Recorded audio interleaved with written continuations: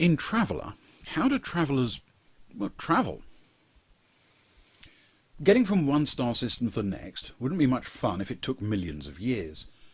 So starships in Traveller are capable of jumping from system to system. Different ships can jump different distances, but no matter how far the jump, a jump always takes a week. Jumps can be dangerous, but skilled travellers can usually manage the risks fairly well. The week is an important length of time in Traveller because it usually takes about a week to learn a piece of a new skill to improve the character's capabilities. For all sorts of reasons, it's likely that a short visit to a world might also be about a week as well. In the far future, small craft that make the journey from the surface of a planet to orbit are fairly common, and ships often carry them with them.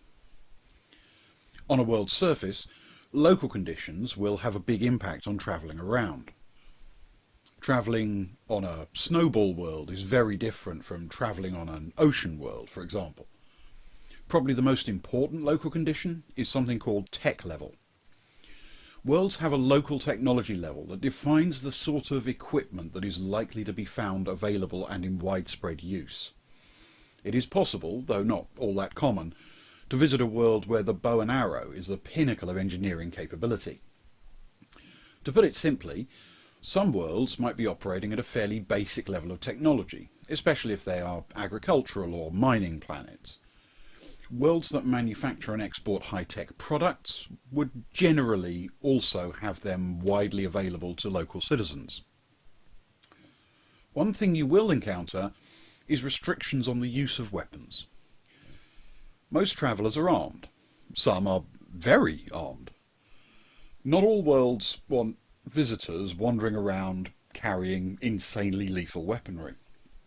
Even those worlds that are fine with a pocket pistol or a shotgun.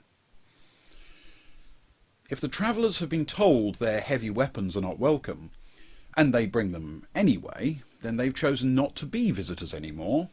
They've chosen to be invaders. It's worth noting that just because you're allowed to carry a weapon on a world, it doesn't necessarily mean you're allowed to use it in any given situation. Generally, weapons are legal for self-defense, and illegal for threatening the elderly, for example.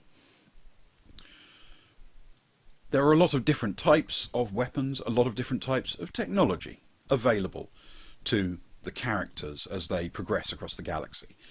But that's for a different sort of explanation, possibly one when we're in the middle of rolling dice.